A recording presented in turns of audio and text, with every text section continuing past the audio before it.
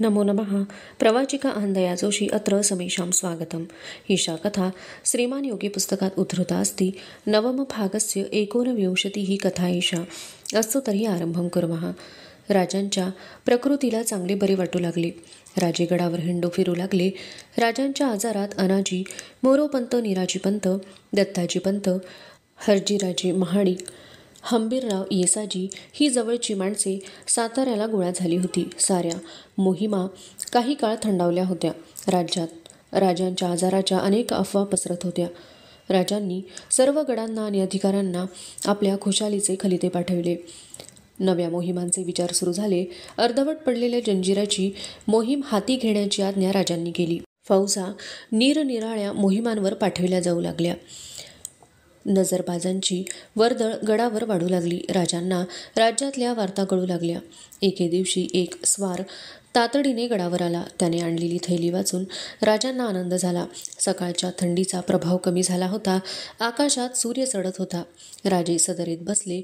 राजांनी अंगावर शाल पांघरली होती. शेजारी निराजीपंत, मोरोपंत, हंबीरराव येसाजी ही मंडळी अदबीने उभी होती. राजे संभाजीराजांची वाट पाहत होते. संभाजीराजे आले. त्यांनी राजांचे पाय शिवले. एवढ्या सकाळी सदर का भरावी, आपल्याला का बोलवावे, हे संभाजीराजांच्या ध्यानी येत नव्हते. राजांच्या चेहऱ्यावरील प्रसन्न भाव पाहून संभाजीराजांना धीर आला. न राहून त्यांनी विचारले, आबासाहेब, आज्ञा बरी झाली? आज्ञा नव्हे शंभूराजे, इच्छा, प्रबळ इच्छा. तुम्हाला पाहावंसं वाटलं. संभाजीराजांचे मन आनंदले. राजे युवराजांच्याकडे पाहत होते. त्यांच्याही चेहऱ्यावर स्मित झळकले होते. युवराज, आता तुम्हाला आम्ही एक कामगिरी सांगणार आहोत. जी आज्ञा. रघुनाथ पंत हणमंते आपल्या भेटीसाठी येत आहेत. ते आज साताऱ्याला येतील. त्यांना सामोरे जाऊन मानानं गडावर घेऊन या. हणमंते यांचे नाव ऐकून संभाजीराजे गोंधळात पडले. खुद्द युवराजांनी सामोरे जाऊन स्वागत करावे अशी ही कोण व्यक्ती? राजांनी युवराजांच्या मनातले भाव ओळखले. ते म्हणाले, युवराज, हे रघुनाथ पंत हणमंते, तशीच अफलातून असामी आहे. थोरल्या महाराजांच्याकडे नारू त्रिमल हणमंते मुख्य कारभारी होते. त्यांच्या पश्चात त्यांचे पुत्र रघुनाथ पंत यांनी कारभारी पद चालविले. थोरल्या महाराजांचा काळ झाल्यानंतर रघुनाथ पंत आमचे बंधू एकोजीराजे यांच्याकडेच राहिले. ते आमच्या भेटीसाठी गडावर येत आहेत. काका महाराजांनी काही निरोप पाठवलाय. तुमचे काका महाराज आमच्याबद्दल तेवढे प्रेम बाळगून नाहीत युवराज. मग युवराज, नव्या रक्ताच्या माणसांना जुने सल्लागार नको वाटतात. त्यांची अडचण वाटू लागते. रघुनाथ पंतांना एकोजीराजांची नोकरी सोडावी लागली. ते भागानगरला नोकरीसाठी गेले.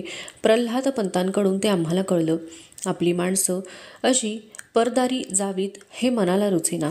तेव्हा आम्ही त्यांना आमच्याकडे बोलावून घेतलं आहे. अशी अनुभवी माणसं वाऱ्यावर सोडून कसं चालेल? संभाजीराजे आपल्या स्वारांनिशी गडाखाली उतरले. राजे रघुनाथ पंतांना पाहण्यासाठी उतावीळ झाले होते. आजवर त्यांची अनेक पत्रे राजांना आली होती. त्या व्यवहारात राजांना रघुनाथ पंतांचे जे दर्शन घडले त्याने राजे आकर्षित झाले होते. आता सर्वांनाच रघुनाथ पंतांना पाहण्याची उत्सुकता लागली होती. सायंकाळी युवराजांसह रघुनाथ पंत गडावर येत असल्याची बातमी राजांना आली. राजांनी अंगात दरबारी कपडे चढविले होते. सदर महालात भेटीची जागा ठरली होती. त्यासाठी सदर महाल खास शृंगारला होता. सदर महालात रघुनाथ पंत पोहोचल्याची बातमी येताच राजे आपल्या महालातून निघाले. अलकाबांचे पुकार उठू लागले. हाती सुवर्ण गुरझप घेतलेले भालदार आदब बजावीत पुढे चालत होते. राजे संथ पावले टाकीत पुढे जात होते. राजे सदरेत आले. मुजऱ्यासाठी माना लावल्या. त्या मुजऱ्यांचा सुहास्य वदनाने स्वीकार करून राजे आपल्या खास बैठकीवर विराजमान झाले. सदर महालात उभ्या असलेल्या रघुनाथ पंतांना राजे पाहत होते. रघुनाथ पंत उतारवयाकडे झुकले होते. तरीही त्यांच्या शरीरावर तेज होते. डोक्यावर गुलबशी रंगाची पगडी, पगडीला मोत्यांच्या झिरमिळ्या, अंगात रेशमी अंगरखा, पायात दक्षिणी रुंद काठाचे धोतर आणि उजव्या खांद्यावर जरी पल्लवाचे उपरणे, हा रघुनाथ पंतांचा थाट होता. रघुनाथ पंत रंगाने उजळ होते. घाऱ्या डोळ्यात हास्य सामावले होते. तर रुंद कपाळ व धारधार सरळ नाक बुद्धिमत्तेचे लक्षण सांगत होते. राजांच्या कल्पनेनुसार रघुनाथ पंतांचे चित्र उमटले. याचे राजांना समाधान होते. रघुनाथपंतांचीही तीक्ष्ण घारी नजर राजांना निरखित होती. राजांची शोधक नजर रघुनाथपंतांवर खेळली. रघुनाथपंतांना नजरेला नजर देणे कठीण गेले. त्यांची नजर आपोआप खाली वळली. राजांच्या चेहऱ्यावर स्मित उजळले. रघुनाथपंत, आम्ही तुमची भेट घेण्यास उतावीळ होतो. हे आमचं भाग्य. सेवकावर सदैव कृपादृष्टी असावी हीच प्रार्थना. रघुनाथपंतांनी राजांची कीर्ती ऐकली होती. त्यांच्या राज्याभिषेकाच्या वार्तेने पसरलेली दहशत रघुनाथपंतांनी पाहिली होती. राजांना प्रत्यक्ष पाहून त्यांच्या मनात भरते आले. राजांनी क्षेमकुशल विचारले. रघुनाथपंतांनी नजराणा म्हणून दक्षिणेतल्या अनेक वस्तू जड जवाहीर राजांच्या पुढे ठेवले. ती निष्ठा पाहून राजे बहुत संतोष पावले. ते म्हणाले, रघुनाथपंत, या मौल्यवान गोष्टी आहेत खऱ्या, पण आम्हाला आणखीन एका वस्तूची आवश्यकता आहे. आज्ञा महाराज. रघुनाथपंत म्हणाले, तुम्ही आमच्या दरबारी कायम असावे अशी आमची इच्छा आहे. त्यापर्यंत सुख नाही. आमचा परंपरागत मुजुमचा व्यवसाय तोच मिळेल तर. आमच्या मनातलीच गोष्ट तुम्ही सांगितलीत. आमचे मुजुमदार निळो सोनदेव वारल्यामुळं त्यांची जागा तशीच रिकामी आहे. आम्ही आजपासून तुम्हाला मुजुमदार हुद्दा देत आहोत. राजाने रघुनाथपंतांना मानवस्त्रे देऊन मुजुमदारी सांगितली. रघुनाथ पंडित राजांच्या सेवेत रुजू झाले. रघुनाथ पंडित आले तशी दक्षिणेची सारी वार्ता राजांना कळू लागली. एकोजी राजे सामान्य लोक जवळ करून त्यांच्या तंत्राने वागू लागले होते. जुन्या अनुभवी सल्ल्याची त्यांना आता गरज उरली नव्हती. शहाजीराजांनी मिळवलेली जहागीर अनागोंदी कारभारात विस्कळीत होत आली होती. रघुनाथपंतांनी हे एकोजी राजांच्या ध्यानी आणून देण्याचा प्रयत्न केला.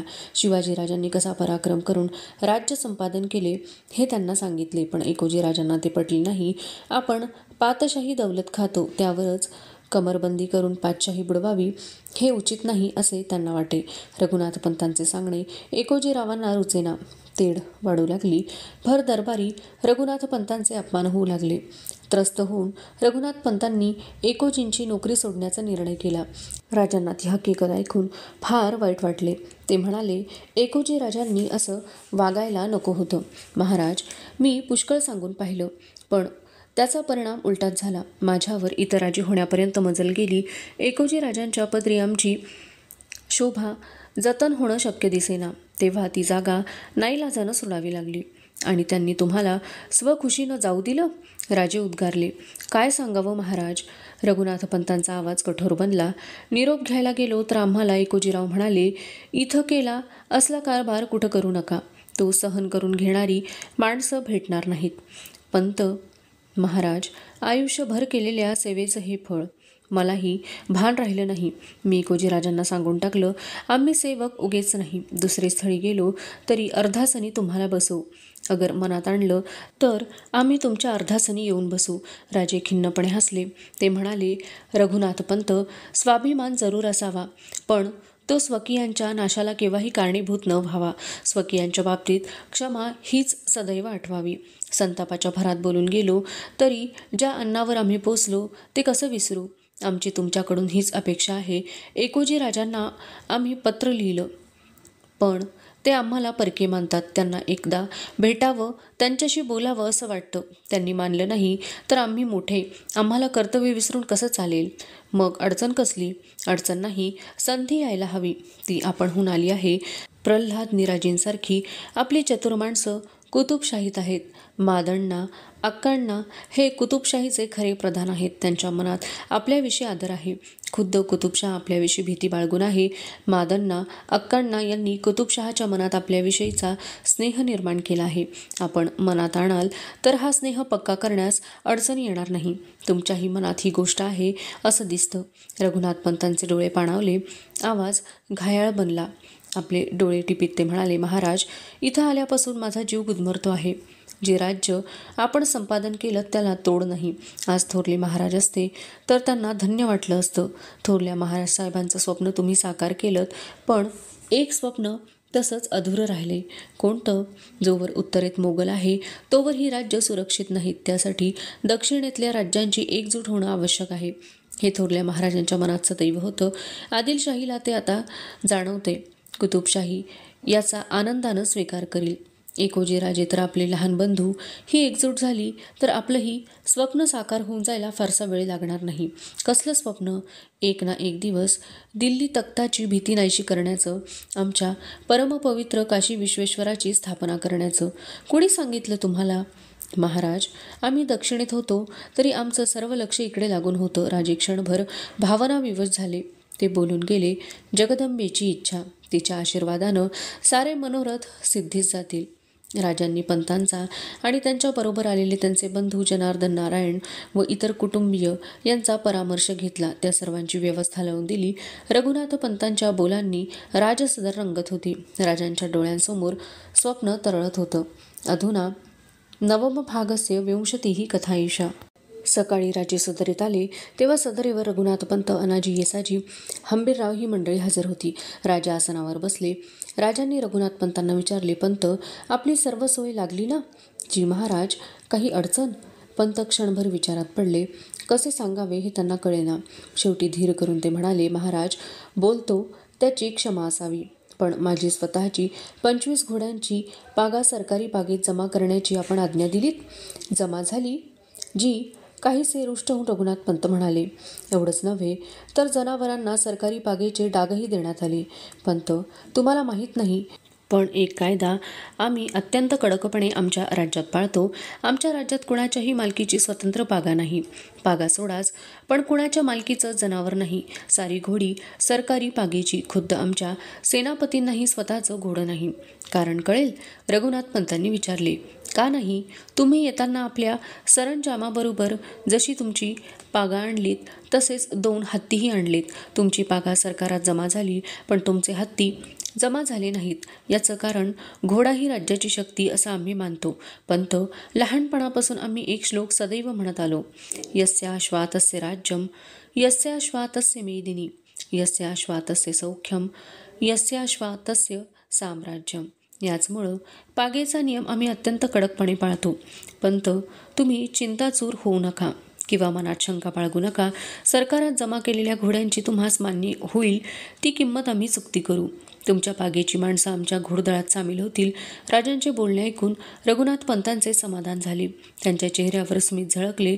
प्रसन्नपणे त्यांनी कबूल केले. हा दूरदर्शीपणा मला कुठंच दिसला नाही. मागं पाहिलं की पुढचं दिसतं. राजांच्या पदरचे सरदार पागा बाळगतात, मातब्बर होतात. सांगावयास गेलं की प्रसंगी भांडावयास उठतात, प्रसंगी शत्रूसही मिळतात. हा आजवरचा अनुभव जमेला धरून आम्ही हे पाऊल टाकलं. आम्ही. राजे बोलता बोलता थांबले. त्यांचे लक्ष दरवाजाकडे गेले. दत्ताजी पंत सदरीत येत होते. मुजऱ्याचा स्वीकार करून राजांनी विचारले, दत्ताजी पंत, कुठं होता? एक तंटा उपस्थित झाला आहे महाराज. कसला तंटा? पाटीलकीचं वतन काळभोर चालवित आहेत. त्या वतनावर हक्क सांगण्यासाठी खराडे पुढं आले आहेत. दोन्ही माणसं आपलीच. मग तंटा मिटला? जी नाही. हा तंटा आपल्या पायांशी सोडवला जावा अशी दोघांचीही इच्छा आहे. त्यासाठी मुजऱ्याला पालीचे काळभोर आणि खराडे आले आहेत. राजांनी दोघांना सदरेवर बोलावून घेतले. दोघेही आपल्या वतनी हक्काला पक्के होते. राजांनीच तो तंटा मिटवावा असा दोघांचाही आग्रह होता. राजांनी दोघांचेही म्हणणे शांतपणे ऐकून घेतले. नंतर ते म्हणाले, काळभोर, खराडे, तुम्ही दोघे आमचेच. आम्ही जरूर पालीला येऊ. गोत सभा बोलावून गोतमुखानं न्याय करू. ते तुम्हाला चालेल का? दोघांनीही राजांच्या निर्णयाला मान्यता दिली. ठीक आहे दत्ताजी पंत, चांगला दिवस पाहून पालीला गोतसभा बोलवा. आम्ही जातीनिशी त्या सभेला हजर राहू. या तंट्याचा निर्णय करू. काळभोर खराडे मुजरे करून निघून गेले. रघुनाथ पंतांनी विचारले, महाराज, आपण खुद्द निवाड्याला हजर राहणार तर गोतसभा कशाला बोलावली? पंत, वतन गावच्या लोकांच्या सहकार्यानं चालतं. ते नुसतं आमच्या निर्णयावर चालत नाही. गोतसभा म्हटली की तीत गावचे पाटील, कुलकर्णी यांसारखे वतनदार येतात. त्याखेरीज गावचे 12 बलुतेदार येतात. महाजन म्हणजे व्यापारी, जमीनदार यांसारखे प्रतिष्ठित असतात. त्यांनी केलेला निर्णय बंधनकारक असतो. तो निर्णय पाळला जातो की नाही हे गोताला पाहावं लागतं. साऱ्याच गोष्टी राजाज्ञेनं होत नसतात. पंत, काळभोर खराडे निवाड्यासाठी राजे पालीला गेले. गोतमुखाच्या न्यायाने खराडे खोटे ठरले. खराडे हट्टाला पेटून त्यांनी दिव्य करण्याची परवानगी मागितली. राजांनी त्यालाही मान्यता दिली. खराड्यांनी देवालयात दिव्य केले, पण त्यातही त्यांना अपयश आले. काळभोर खरे ठरले. अधुना नवमभागस्य एकविंशतिः कथा एषा। पालीचा मजहर संपवून राजे साताऱ्याच्या किल्ल्यावर आले. राजांच्या आजारामुळे बऱ्याच फौजा अद्याप छावणीवरच होत्या. राजांनी नव्या मोहिमा उघडल्या. संभाजी राजांना दत्ताजी पंतांसह विजापूर मुलुखात पाठवले. मोरोपंतांनी रामनगरच्या बाजूला पारनेर, पिंडवोल अशा डोंगरावर नवे किल्ले बांधण्याचे काम सुरू केले होते. त्या किल्ल्यांमुळे सुरतेला कायमचा शह बसणार होता. किल्ले पुरे झाल्याची बातमी कळताच राजांनी मोरोपंतांना रामनगर भागात पाठवले. राजांच्या कानांवर विजापूरच्या बातम्या येत होत्या. विजापूरचा नवा वजीर बहिलोल खान याचा पठाण पक्ष व जुना वजीर खवास खान याचा दक्षिण पक्ष यांमध्ये जोरात लाथाळी सुरू झाली होती. राजे जागरूकतेने विजापूरच्या घटना पाहत होते. प्रसंगी हालचाल करण्यास सोपे जावे म्हणून राजांनी पन्हाळ्यास मुक्काम हलविला. सकाळच्या वेळी स्नान करून सोमेश्वर दर्शन घेऊन राजे वाड्यात चालत होते. संगती येसाजी, चिटणीस, आंबेराव ही मंडळी होती. वाड्याच्या दरवाजाशी 2 संन्यासी भिक्षेकरता उभे होते. राजांनी त्यांना वंदन केले. त्यांनी विचारपूस करून राजांनी वाड्यात प्रवेश केला. राजांना समर्थांची आठवण झाली. त्यांनी चिटणीसांना विचारले, समर्थांचं काही क्षेम कळलं? सध्या समर्थ शिवथरगळीतच आहेत. परवाच दिवाकर गोसाव्यांचं पत्र आलं होतं. चाफळ देवस्थानची देणगी रवाना झाली ना? जी, पण काय? समर्थांनी निरोप पाठवला आहे. आणखीन काही हवं असेल तर आमच्या आज्ञेची वाट न पाहता तातडीनं सामग्री पाठवीत चला. समर्थांची आज्ञा ही आमचीच आज्ञा असं समजत चला. समर्थांनी काही मागितलं नाही. उलट त्यांनी या उपर द्रव्य अथवा धान्य न पाठवण्याविषयी लिहिलं आहे. राजे विचारात पडले. समर्थांनी असा निरोप का पाठविला? आपल्याकडून काही कसूर झाली का? राजांनी चिटणीसांना आज्ञा केली. चाफळहून दिवाकर गोसाव्यांना बोलवून घ्या. आम्हाला त्यांना भेटायचं आहे. दुसऱ्या दिवशी चाफळच्या दिशेने स्वार रवाना झाला. त्यानंतर 8 दिवसात दिवाकर गोसावी गडावर आल्याची बातमी राजांना आली. राजांनी वाड्याच्या दरवाजाशी जाऊन दिवाकर गोसाव्यांचे स्वागत केले. मोठ्या आदराने राजांनी दिवाकर गोसाव्यांना आपल्या महाली नेले. दिवाकर मृगाजिनावर बसले होते. राजांनी समर्थांचे क्षेमकुशल विचारले आणि नंतर समर्थांनी चाफळ देणगीबाबत असा निरोप का पाठविला याचे कारण पुसले. दिवाकर म्हणाले, राजे, समर्थांनी तो निरोप पाठवला म्हणून मनात कुशंका आणू नका. त्यांचे आपणांवर उदंड प्रेम आहे. खरे पाहता श्रींची निस्पृह वृत्ती आहे. आपल्या भक्तिस्तव वैभव घेतात. ते ऐकून राजांचे मन उचंबळून आले. ते दिवाकरांना म्हणाले, समर्थ आमची काळजी घेतात, आपले रक्षण करतात. आम्ही आजारी पडलो तो आमच्यासाठी मध्यरात्री प्रसाद पाठवतात. पण आम्ही मात्र त्यांच्यासाठी काहीच करीत नाही. काही करण्याची आमची पात्रताही नाही. आमच्या सत्तेला, आमच्या राज्याला काही अर्थ नाही. राजे, असे म्हणू नका. आम्ही समर्थांच्या सहवासात असतो. आपली आठवण झाली नाही असा दिवस जात नाही. तेही आमचे भाग्यच. दिवाकर, एक विनंती समर्थचरणी रुजू करा. आम्ही मोकळे असतो तर स्वतः येऊन सांगितलं असतं. समर्थांनी आता शिवथरगळीत राहावं असं वाटत नाही. आता या वयात ती हवा त्यांना सोसवत नाही. त्यांनी महिपतगड किंवा परळी इथं वास्तव्य करावं असं आम्हाला वाटतं. दिवाकर हसले. राजे, आमच्या देखील मनात तोच विचार येतो. आम्ही अनेक वेळा सांगितलं पण त्यांनी ते मानलं नाही. स्वतःच्या प्रकृतीच्या कारणास्तव समर्थ मानतील असं वाटत नाही. राजा आनंदून म्हणाले, दिवाकर, आमची विनंती म्हणून समर्थांना सांगा. त्यांना सांगा, हा मुलूख आम्ही जिंकला, पण इथली मनं अद्याप आम्हाला पारखी आहेत. राजप्रस्थापनेचं उद्दिष्ट लोकांपर्यंत जायला हवं. समर्थ जर इकडे वास्तव्य करतील तर ते सहज शक्य होईल. समर्थांचं दर्शन घेणंही आम्हाला सोयीचं होईल. दिवाकर म्हणाले, राजे, समर्थांना ही विनंती मान्य करावी लागेल. आम्ही आजच महिपतगड आणि परळी येथील किल्लेदारांना हुकूम पाठवितो.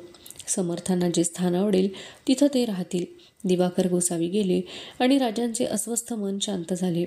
राजांनी नव्या हुरूपाने पन्हाळ्याच्या मजबूतीकडे लक्ष द्यायला सुरुवात केली. गडाचे तट, पहारे यांची देखरेख राजे स्वतः जातीने करीत होते. गडाचे गंगा, यमुना, सरस्वती अंबारखाने भात, वरी, नागली वगैरे धान्यांनी भरले होते.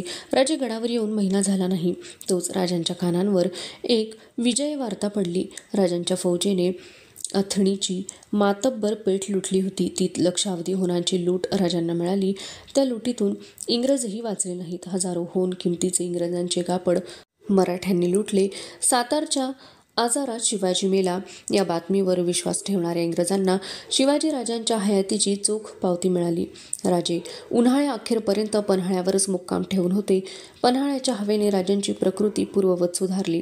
रामनगर भागात केलेले मोरोपंत पिंडवोल पावना हा भाग काबीज करून बंदोबस्त करून लुटीसह रायगडला गेल्याची बातमी राजांना आली. विजापूर मुलखात दत्ताजी पंत युवराजांच्यासह रायगडच्या वाटेला लागले होते. राजांनीही आपला तळ हलवण्याचे ठरवले. विजापूरच्या दरबारात चाललेल्या यादवीकडे जसे राजांचे लक्ष होते तसेच मोगलांचेही. मोगल सरदार बहादूर खानाने या संधीचा फायदा घेण्याचे ठरविले. अंतर्गत यादवीने दुबळी बनलेली आदिलशाही काबीज करून औरंगजेबाला खुश करण्याचे ठरवले आणि सैन्य घेऊन तो विजापुरावर चालून गेला. बहादूर खान आपल्यावर चालून येतो आहे हे कळताच खवास खान पक्षाकडून झालेल्या पराभवाने आधीच असहाय्य बनलेल्या बेहलोल खानाने राजांच्याकडे मदतीची याचना केली. दुहीमुळे एक दक्षिणी राज्य पराभूत होणार आणि उत्तरेची मोगलाई दक्षिणेत पाय रोवणार हे राजांच्या ध्यानी आले. त्यांनी आपली फौज तातडीने बेहलोल खानाच्या मदतीला पाठवली. हलगी येथे राजांच्या मदतीने बेहलोल खानाने बहादूर खानाचा पराभव केला. विजापूरचे गंडांतर टळले. युद्धाचा रंग अशा विलक्षण तऱ्हेने पालटलेला पाहून राजांना समाधान वाटले आणि निश्चिंत होऊन राजांनी रायगडी जाण्याचे ठरवले. पन्हाळा मुक्काम हलवण्यास सुरुवात झाली. नजरबाजांची अश्वदळाची पथके पुढे सरली. गड सोडण्याच्या दिवशी राजांनी सोमेश्वराला अभिषेक करविला. अभिषेक आटोपून राजे सज्जा कोठीवर आले. तेथे रघुनाथपंत, बाळाजी औजी, येसाजी, हंबीरराव सचिंत उभे होते. राजांनी विचारले, हंबीरराव, काय बातमी? बातमी चांगली नाही महाराज. काय झालं? आपली फौज अथणीहून येत असता फौजेनं बेळगावच्या किल्ल्यास वेढा घातला. किल्लेदार अनुखान नावाचा विजापुरी सरदार होता. त्या सरदारानं तहाची वाटाघाट सुरू केली. 40,000 होऊन घेऊन किल्ला देण्याचं त्यानं वचन दिलं. कबूल केलेली अर्धी रक्कम त्याला दिली. आपल्यावर विजापूरचा ठपका येऊ नये म्हणून त्यानं युद्धाचा देखावा करण्याचं ठरवलं. त्याच्या सूचनेनुसार ठरल्या वेळी किल्ल्याचे दार उघडले गेले. विश्वासानं आपली फौज किल्ल्यात घुसली आणि काय झालं? अनुखान वचनाला जागला नाही. आपल्या बेसावत फौजेवर त्यानं चौफेर हल्ला केला. आपली 500 माणसं त्यात गमावली. बेळगावचा वेढा उठवणं भाग पडलं. क्षणभर राजे स्तब्ध होते. दुसऱ्याच क्षणी राजे मोठ्याने हसू लागले. राजे असे फार क्वचित हसत. सारे राजांच्याकडे पाहत होते. राजे म्हणाले, सेनापती, बघता काय? केव्हा तरी शेराला 1.25 शेर भेटतोच. अनुखानाच्या रूपानं तो भेटला. एवढंच, युद्धातल्या तहात गाफील राहून चालत नाही हा धडा शिकायला मिळाला. राजा परत एकदम स्तब्ध झाले. एक व्यथा चेहऱ्यावर चमकून गेली. आसनाकडे जात असता ते म्हणाले, 500 गमावले. फार महागात ही अक्कल पडली. जगदंबे, अवशिष्टा कथा अग्रिमे भागे पठिष्यते. अस्तु तर्हि पुनर्मिलामः. तावन् मंगलं भूयात् शुभं भूयात्. नमो नमः. धन्यवादः.